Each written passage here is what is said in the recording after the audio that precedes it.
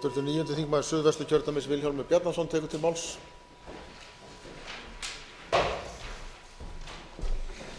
Virðulegi forseti, það var gamall maður austur á fjörðum sem fór stundum á fætur á morgnana og hlustaði á útvarpið og sagði að loknum fréttum: já, nú skil ég ekki Jósef Stalín.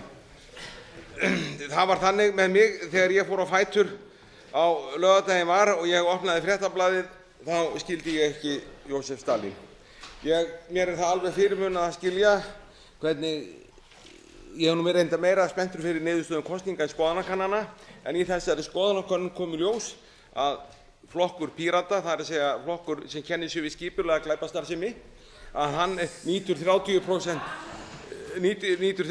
30% kjörfylgis miðað við skoðanakannanir.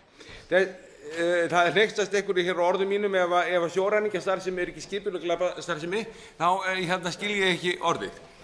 En síðan ætla ég að benda á það að þessi flokkur, hann hefur nú tiltölulega svona þunna stefnuskrá, en eitt af því að berjast gegn spillingu, og það er náttúrulega gott og vel, það er ágætt. En síðan þá gerist það í ósköpum helgina að Kapteinn Pírata, hann býðst til þess að sameina alla andstöðu sem bæði til hægri og vinstri við sig.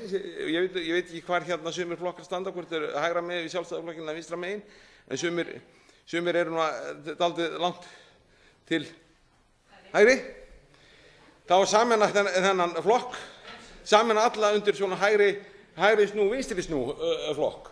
En ég bara vona það að þessi skoðanakönnun hafi aðeins verið lítið gult spjald til Vinstri flokks til dæmis og jafnvel annarra flokka, og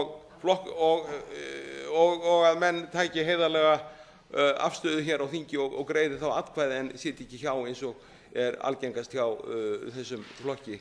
Og hef ég þó lokið máli mínu.